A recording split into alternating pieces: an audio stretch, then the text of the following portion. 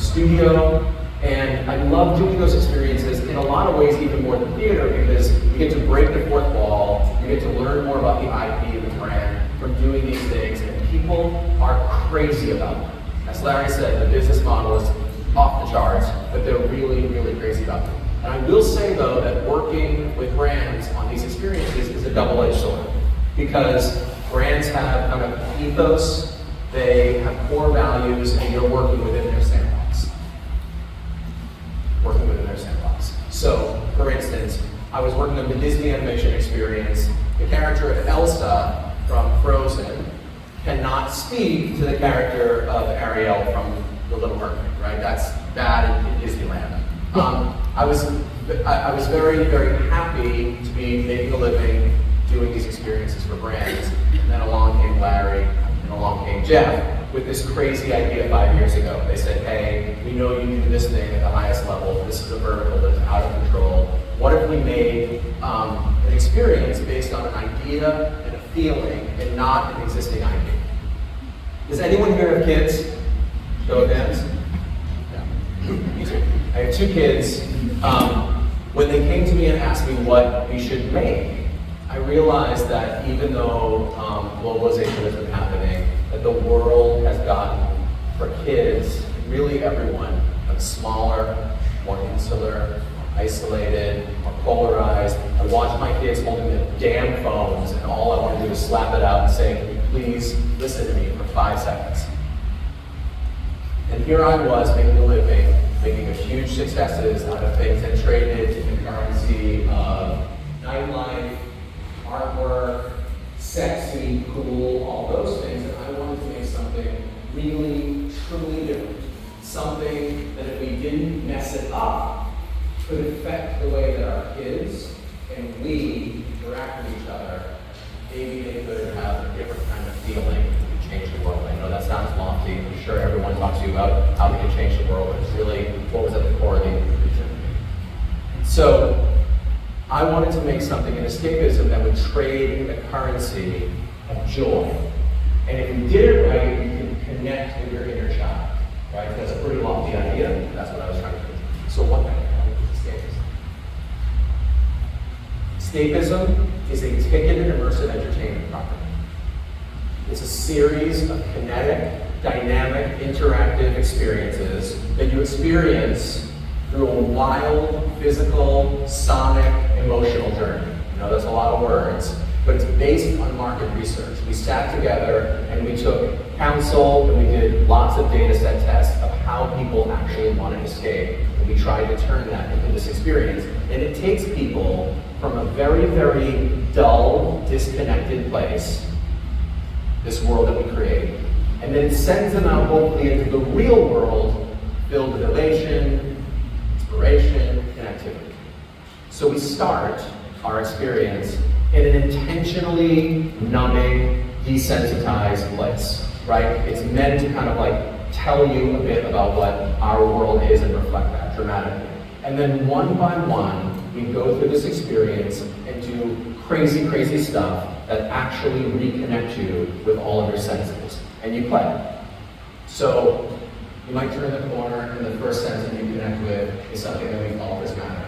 This is a room filled with a kinetic moving sculpture, always moving. You have the ability to interact with light and shoot light through these prisms and cast rainbows all over the room, all over the gallery, highly interactive. But I just want to say,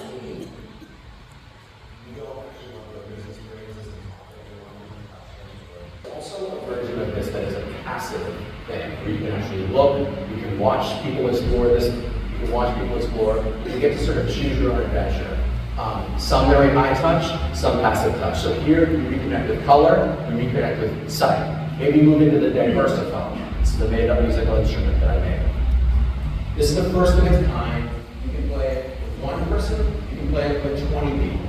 This uses state-of-the-art technology. You move into a spot, you can turn on a drum sound, or a string sound, or a horn sound, or a key sound. One people can play this instrument, multiple people can play this instrument. You're reconnecting with a sense of hearing. Maybe there's the oasis. One of the things that people talked about in our data research where they really escape is in the water and in nature. We love the idea about being able to sit and swing or chill out in a place where you're fully disconnected, drifting out into the deep blue water in this recreated simulation of what it might feel like to be underwater. And maybe there's a dog. Oh, sorry, I skipped. Or maybe there's a kaleidoscope. This is called the Escapism. This is going to set a world record.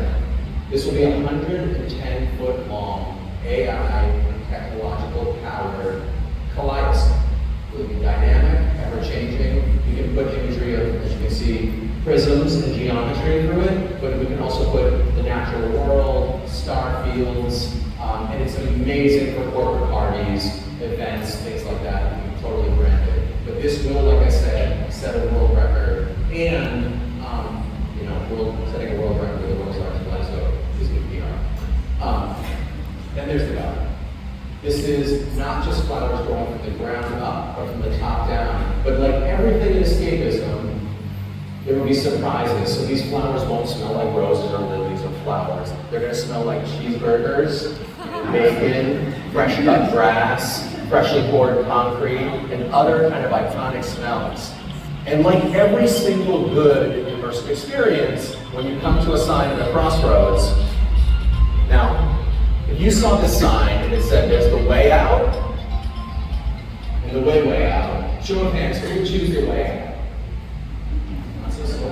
The way out? You're the way out, double hands for the way out. Okay, so if you chose the way out, you might come to a place that we can actually go touch. This is like the land of conditional hugs. These are icons, kind of like Honey, I Shrunk the Kid from your childhood. You get to explore the plushy world of touch. Maybe there's a sea or a ball pit filled with plushy toys. But if you chose the way out, you get to go through Hoppedelic. This is a custom-made, propulsion-based maze slash jumping castle.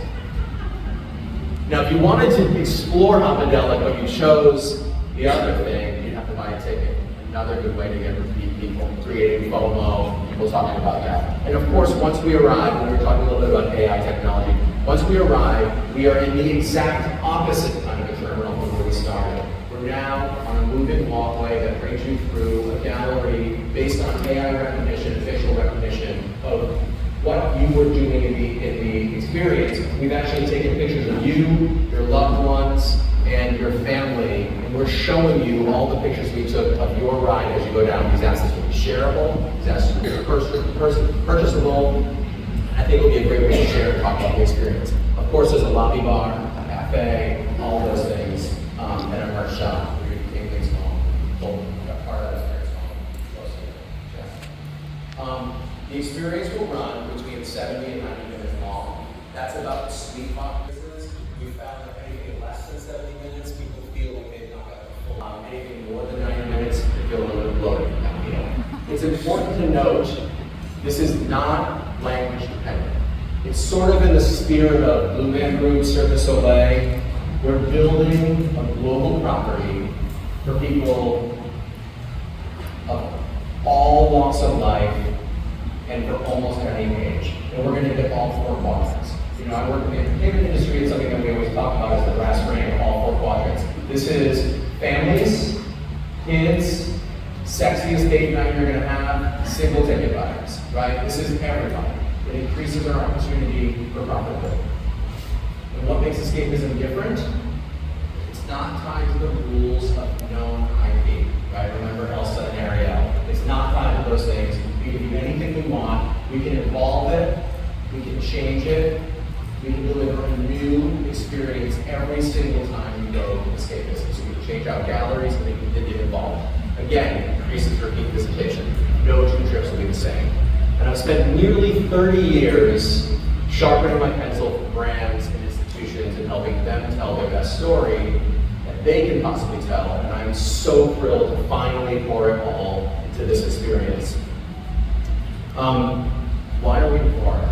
I asked myself that this morning when I got on a plane from DC, which is not where I live, to come to Florida, and I asked why are we in Florida? I think there's something true about what Sinatra said about New York and if you can make it there, but I don't think that was the whole story, and I think there's something about coastal elite cities versus local pride, and there are millions and millions and millions of people here looking, not just looking, but needing things to do. And so we're planning to launch in Sawgrass Mills. Sunrise, Florida, a little personal story, holds very dear to your place to my heart because my grandparents lived here for 30 years, and I learned how to write Sunrise, Florida before my own address because I used to write letters to them. Talk about material in your child. There are 25 million visitors per year there. It's the second most visited attraction in Florida, Disney World. There are year-round visitors. It's not seasonal.